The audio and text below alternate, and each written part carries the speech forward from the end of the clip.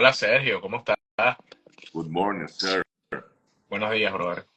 ¿Cómo van los ánimos hoy lunes? Bueno, esta semana, esta semana no tengo mucho ánimo, no tengo mucho ánimo, pero se va a poner buena, se va a poner buena. ¿En qué momento se pondrá buena? Dime para ver. Siempre como los martes y los miércoles pasa algo que se pone interesante. No, a cada rato pasa algo, pero tienes razón. La semana empieza siempre, tú sabes, bajita, ¿no? Pero Sí, bueno, aunque esta mañana amaneció un poco intensa con los anuncios del desplome de las bolsas, de la crisis financiera. Bueno, en fin, ya veremos qué pasa en el transcurso de la semana. Comentaba hace rato, Melanio, acerca de la situación dentro de Venezuela. Y hablaba, por supuesto, del tema político. Es inevitable no hablar del tema político, del tema electoral y de todo esto.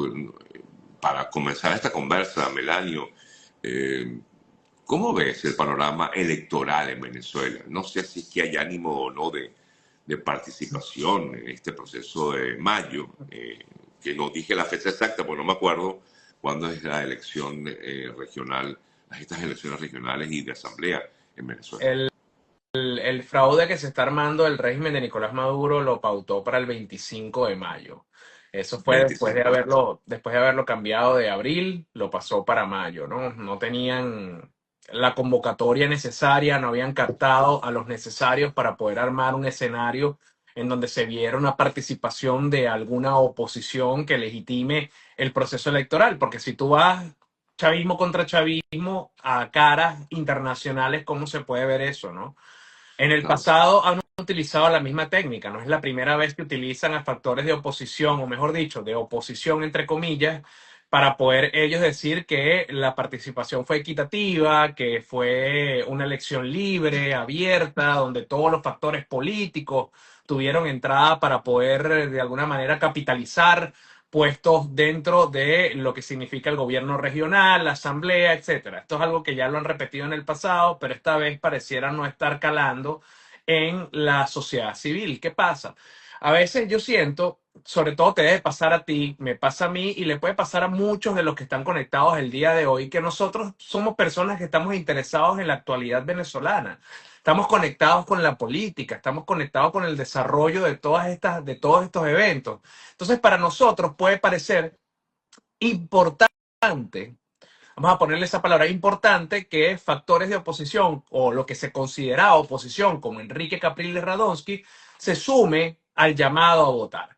Pero cuando tú hablas con las personas que están fuera de este mundillo o del interés político, te das cuenta de que no tiene ningún tipo de efecto en la conversación de las calles, en la conversación de los gremios, en la conversación de lo que llaman pueblo. No existe realmente una incidencia de este proceso electoral porque la mayoría de las personas que pudieron votar dentro de Venezuela lo hicieron el 28 de julio y saben que les robaron el voto, están conscientes, las personas se quedaron en los centros de votación, Sergio, para que leyeran las actas, las personas hicieron videos, grabaron, resguardaron, fueron testigos. A sí. ver, después de haber experimentado eso, salieron a protestar, los metieron presos por miles, niños, niñas, adolescentes inclusive, dentro de toda esa arremetida.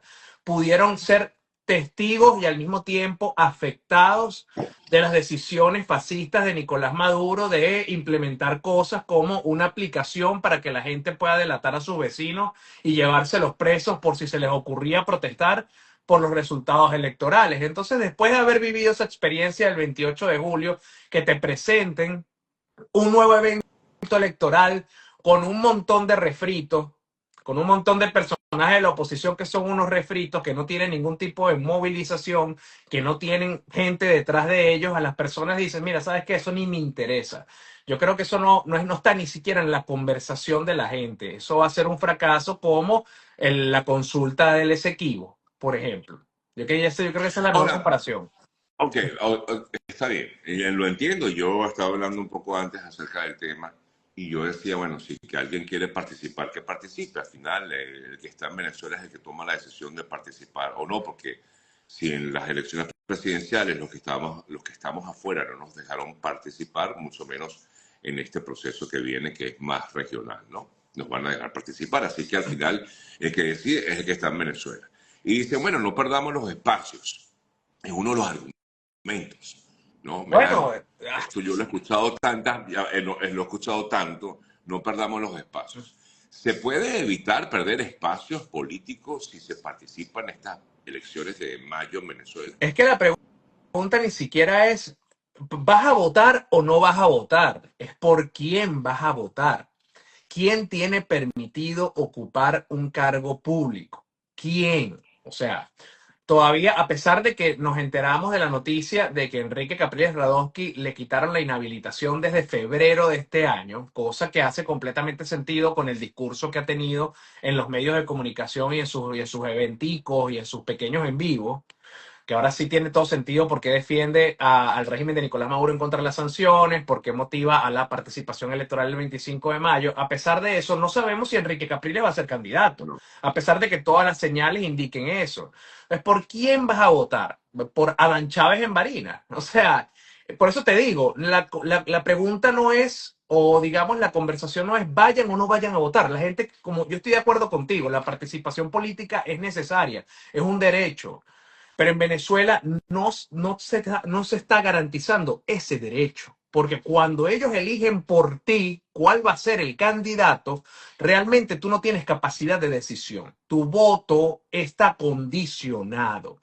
En ese claro, sentido, la pregunta no es si votar o no votar, sino por quién vamos a votar. Están los reales líderes, los que han llevado el proceso democrático de liberación de Venezuela, habilitados para participar en una elección regional. No lo están, que son los que realmente cuando hablan, cuando se conectan, cuando han salido a la calle, han congregado a la población alrededor de ellos, que han liderado todo el proceso durante todo este tiempo, desde las primarias de la oposición hasta la elección del 28 de julio y posteriormente el 10 de enero y etcétera, etcétera, etcétera. Esas personas están habilitadas para poder participar como candidatos, no lo están. Están las personas que han sido de su círculo político, que han ayudado a que esa maquinaria se mueva. Ni siquiera están muchos en el país, porque los han perseguido, porque los han obligado a escapar, porque los han amenazado. Hay otro tanto que está tras las rejas el día de hoy. Por ejemplo, si tú quisieras votar por Carlos Julio Rojas, periodista, líder correcto, social, está preso.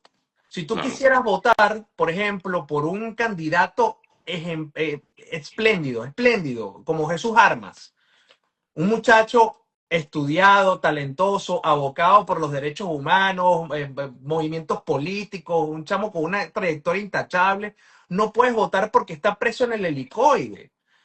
Entonces, realmente la pregunta es votar o no votar, o por quién podemos votar. ¿Por quién vas a votar? No sé, ¿cómo se llama el calvito?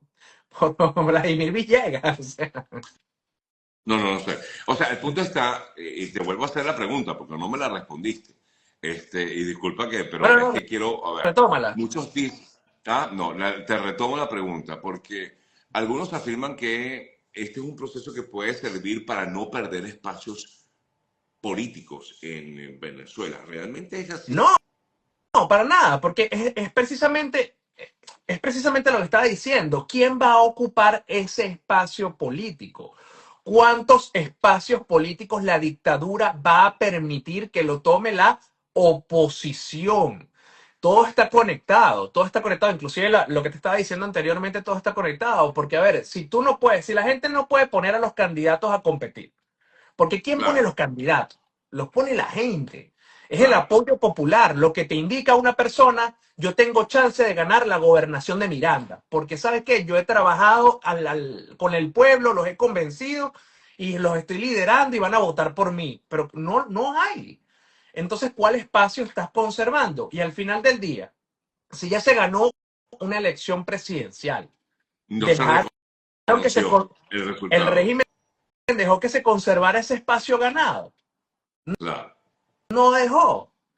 Entonces tampoco lo va a hacer con puntos claves en el país, que probablemente va a soltar por temas de apariencia, de gobernabilidad, por temas de acuerdo, hasta que ellos les convenga, porque cuando les deja de convenir, los meten preso también o les ponen un protector. Probablemente habrán 2 o 3 gobernaciones que se las darán a los opositores más fieles que tiene el régimen, una que otra alcaldía hasta que a ellos no les convenga tener a ese, entre comillas, opositor en esa alcaldía, Sí. y uno que otro curul. Mira, aquí me salen las bombitas estas. Y uno que otro curul. Y uno que otro curul dentro de la Asamblea Nacional.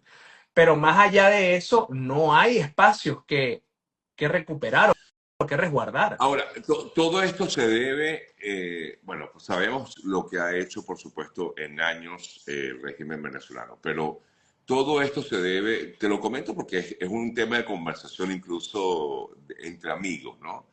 Y me dice, lo que pasa es que nunca se pudo cobrar el 28 de julio. Y es verdad, nunca se pudo cobrar el 28 de julio. ¿Tú crees que todavía pueda cobrarse el resultado del 28 de julio? Yo creo que eso es una deuda que no prescribe, eso es una deuda que no se salda obviando la factura. Eso se va a poder cobrar en cualquier momento, creo yo, porque evidentemente votaron 7,5 millones de personas. La evidencia comprueba de que la oposición ganó esa elección presidencial y que Nicolás, más allá de que a la evidencia dice que la oposición ganó esa elección presidencial, la evidencia dice que Nicolás Maduro se la robó a plomo, a sangre, a cárcel, a exilio, a persecución. O sea, hay que entender esto. Esto está completamente registrado por el Centro Carter, la Oficina del Alto Comisionado para los Derechos Humanos, la Fact-Finding Mission, Human Rights Watch. Tú nombras la organización, el Comité contra la Tortura, la Organización de Defensores de Derechos Humanos, o sea, y puedo seguir, organizaciones nacionales como Transparencia Venezuela, ahora en el exilio. Provea, no es que lo dicen 4 periodistas o 3 creadores de contenido o 4 comentarios en las redes sociales. Es que todo un país sabe lo que sucedió y todas estas organizaciones internacionales lo tienen documentado. Hay gobiernos involucrados en la defensa de la democracia, que están conscientes que Nicolás Maduro se robó la elección y por eso y otras razones adicionales se rompieron relaciones diplomáticas con casi todos los países de la región, a tal punto que el día de la usurpación solamente llegó Cuba y Nicaragua llegó de broma.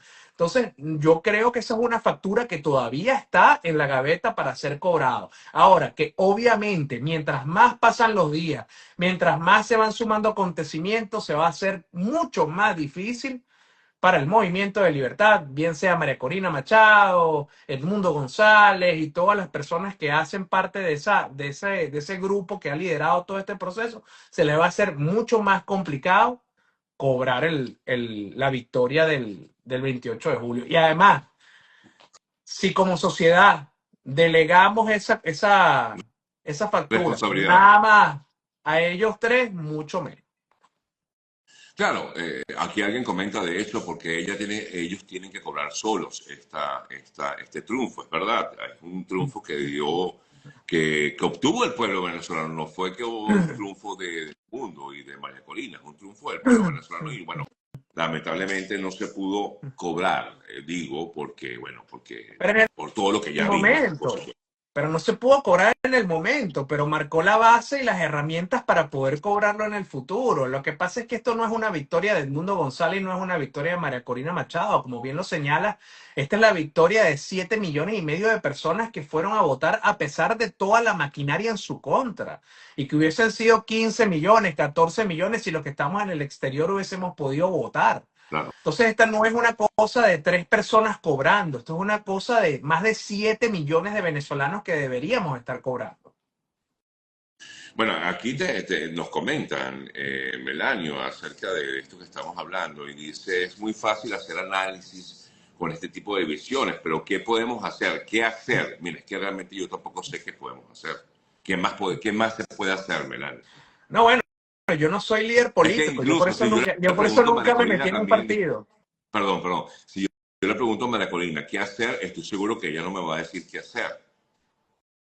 No, bueno, No yo sé. te digo algo, yo por eso nunca me metí en un partido político, ni he militado ni en Voluntad Popular, ni en Primero Justicia, ni en Acción Democrática, porque yo no quiero decirle a la gente qué va a hacer o qué no.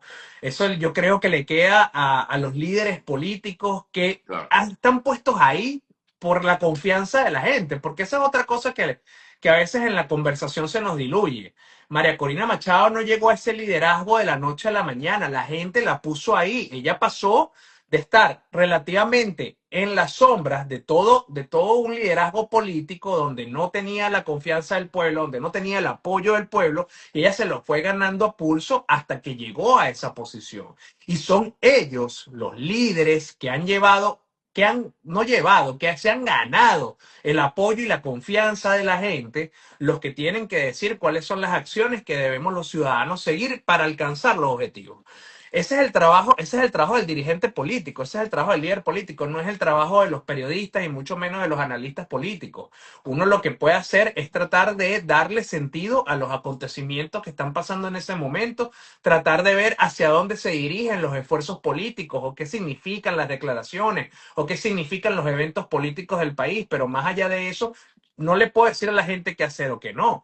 Por eso yo digo, yo no le digo, cuando tú me preguntaste lo de si votar o no votar, yo no le puedo decir a la gente si lo haga o no. Claro, Ellos están en su derecho de la claro. participación política y yo lo defiendo. Si usted quiere participar, participe. Si no quiere participar, no participe. Lo que yo puedo hacer es brindarles cómo yo leo la situación. Y si esa lectura te ayuda a tomar una decisión de si participar o no participar, ya es otra cosa. Pero ¿qué le puedo decir yo a los venezolanos que no hayamos intentado? Yo he estado, Sergio, yo salí de Venezuela en el 2020. Yo he vivido desde, digamos, activamente dentro de lo que significa participar en eventos opositores desde el 2007 con el cierre de RCTV. Entonces, a ver, he estado 2007, 2014, 2017, 2019, 2020, inclusive cuando ya tuve que salir del país, involucrado en todos los procesos políticos. Y durante todos esos años estuvimos en marcha. Estuvimos en manifestaciones, nos enfrentamos con la Policía Metropolitana, contra la Guardia Nacional, después contra la Policía Nacional Bolivariana. Hemos investigado, denunciado, hemos ido a instancias internacionales, instancias nacionales, hemos dado discursos en la Asamblea Nacional. A ver, hemos hecho todo, hemos ido Claro. casa a casa. A ver, inventamos medios de comunicación, participamos en otros medios de comunicación, buscamos atención internacional sobre la crisis en Venezuela, cuando se tuvo que atender a la gente que le faltaba medicina, bueno, nos abocamos a eso. Pero lo que yo creo con todo este recuento es que nosotros lo hemos intentado. Todo lo que está dentro de nuestras capacidades, de nuestra formación democrática, de nuestra formación pacífica. Aquí, evidentemente, por lo menos en estos momentos, no se puede combatir una narcodictadura como la de Nicolás Maduro con una pancarta. Yo creo que No, claro.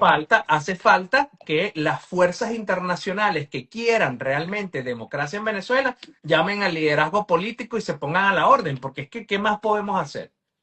Ajá, pero ¿qué puede hacer, por ejemplo, el liderazgo político en estos momentos, Melanio, con respecto a eso de cobrar? ¿Realmente crees tú que el liderazgo político tenga como una directriz o sí, una guía de cómo hacer para cobrar este proceso del 28 de julio, por ejemplo?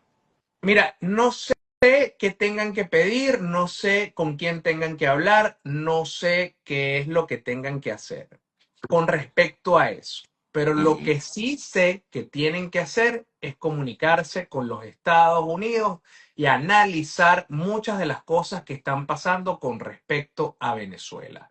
En estos Ok. momentos, los asesores para Latinoamérica, por ejemplo, el asesor para Latinoamérica dio unas declaraciones que dejó muy clara la posición de los Estados Unidos con respecto al régimen de Nicolás Maduro. Y con esto no estoy diciendo que yo no crea que no tengan conversaciones, pero que tienen que buscarlas con mayor profundidad o con mayor acción, o capaz eso está pasando. Lo que pasa es que eso sucede tras bastidores, pero después de las declaraciones del asesor para Latinoamérica, donde especificaba que durante la primera administración de Donald Trump, ellos decían que estaban aplicando la estrategia de máxima presión, pero que solamente significaba menos del 50% de sus capacidades y que ahora sí van con todo, creo que es una gran oportunidad para ejercer presión con respecto a Venezuela. Ajá, pero ¿qué puede hacer Estados Unidos?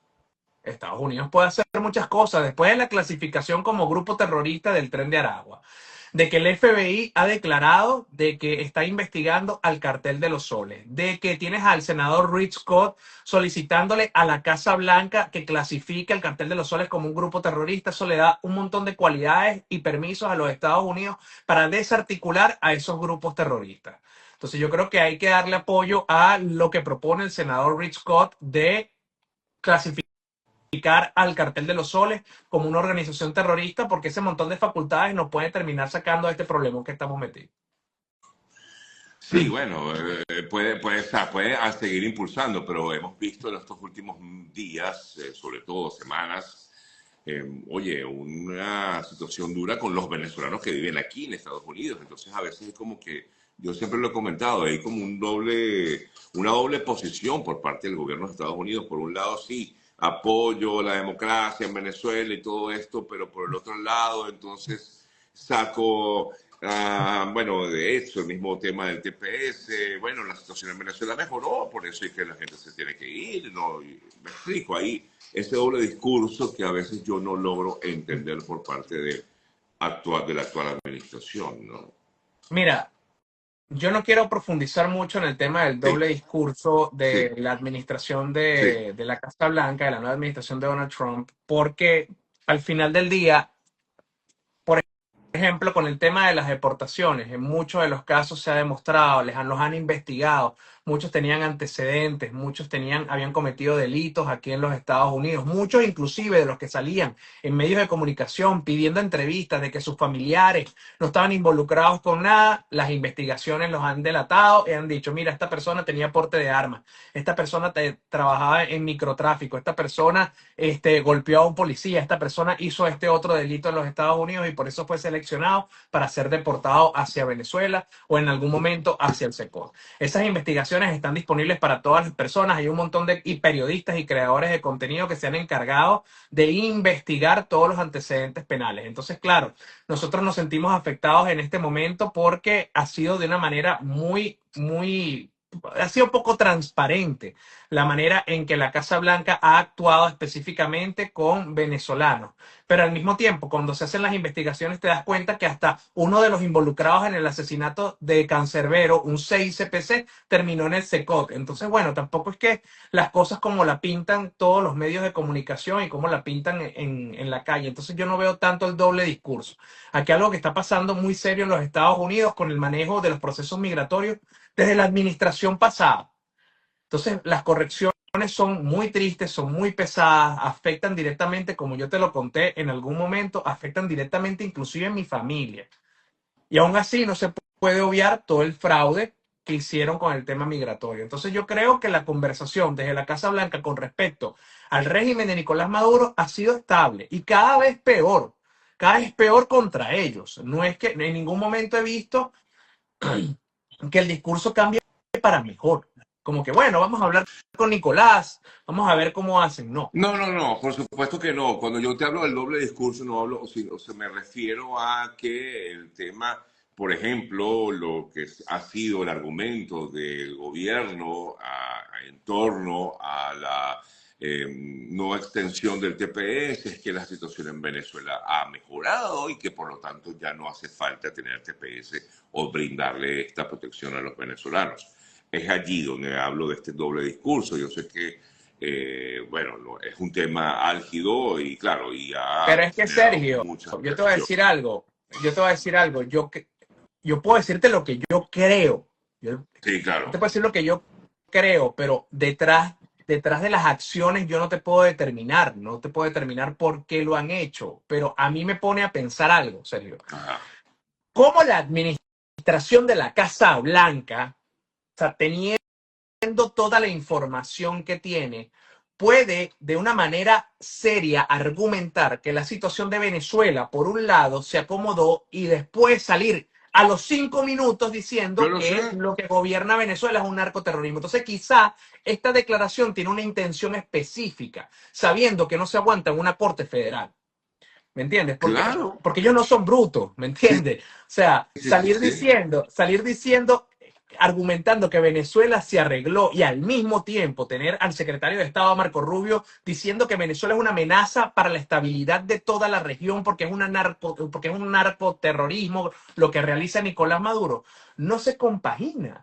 No se sostiene. Entonces, el que esgrime este argumento sabe que cuando lo lleven para una corte federal le van a llevar para atrás el argumento porque no tiene base, no tiene sustento. En cambio, este sí. Entonces yo no sé cuáles fueron las intenciones detrás de haber dicho, de haber tomado esas acciones. Quizá fue quitarle el TPS a los que querían deportar para tener la capacidad de deportarlos con la protección temporal. Quizá era eliminar los fallos de las políticas de puertas abiertas anteriores. Yo no lo sé. No sé Sí, cuáles fueron las intenciones, pero lo que sí sé es que esta es una administración de la Casa Blanca que tiene la inteligencia y no inteligencia de que, ay, qué inteligentes son, estoy hablando de documentos, de investigación, sí, para sí, que sí, entienda la sí, sí, gente, sí, para que entienda la sí, gente, sí, las entiendo. investigaciones de inteligencia para determinar que ese argumento no se aguanta en una corte y que en este país existe la separación de poderes, que el Ejecutivo no puede simplemente ordenar y el país acatar, que todo lo que se ordena desde el Ejecutivo puede ser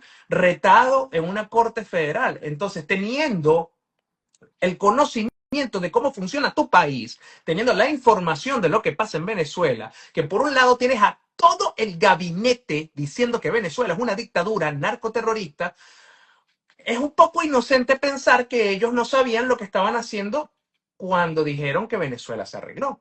Claro, claro, claro, claro, Eso tiene claro, que haber tenido una intención claro. y No, sabiendo que eso te lo desafían en una corte federal y te lo llevan para atrás. O sea, bueno, no, no, no, sí. lo sé yo que estoy aquí sentado.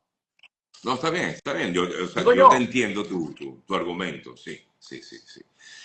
Bueno, pero al final hay esperanzas, Melanio. ¿Tú crees? Ahí tenemos esperanza realmente de que, ojo, yo no pierdo esa esperanza de que en algún momento se cobre lo que pasó el 28 de julio. No, no pierdo esa esperanza porque no, yo creo que la esperanza es lo último que debe perderse. Pero claro, cada vez se ve más difícil y ya vamos acercándonos de un momento a otro. Estamos ya en abril, de un momento a otro ya estamos cumpliendo un año del proceso del 28 de sí, julio. sí. Bueno, lo cual es una situación muy triste y yo creo que ha sido lo que ha estado de manera transversal en todos los procesos de lucha por la recuperación de la democracia de nuestro país, las manifestaciones de 2014, 2017, 2019, que sentíamos que estábamos tan cerca de, de lograr la libertad de nuestro país. Lo mismo que sentimos el 28 de julio, esa euforia que se expresó en las calles por la gente que salió a votar, porque la gente salió a la calle, no, es que no fue una manifestación por quejarse, era No, sentir, era sentir que tú viste la victoria, que la viste y la tuviste y que te la quitaron de las manos. Yo creo que por eso salieron de manera masiva y tumbaron todas las estatuas de Chávez, uno de los momentos más bellos que yo he visto en mi vida con respecto a toda esta lucha política de los últimos años. Entonces, bueno, nada, no queda más que seguir luchando, hermano. O sea, el único país que tenemos es Venezuela y la situación en los Estados Unidos nos lo demuestra. El único país que nosotros tenemos es Venezuela. totalmente de acuerdo, hermano. Así es. Bueno, mi querido Melanio, te agradezco, como siempre, como todos los lunes, compartiendo aquí estos análisis, comentarios que hacemos acerca de lo que pasa en la actualidad. Bueno, nos quedan algunos temas por allí en el tapete, pero bueno, vamos a ir viendo qué pasa durante el resto de la semana. Fuerte abrazo, mi querido Melanio, y gracias, como siempre, ¿sí? Gracias a ti, Sergio. Un abrazo.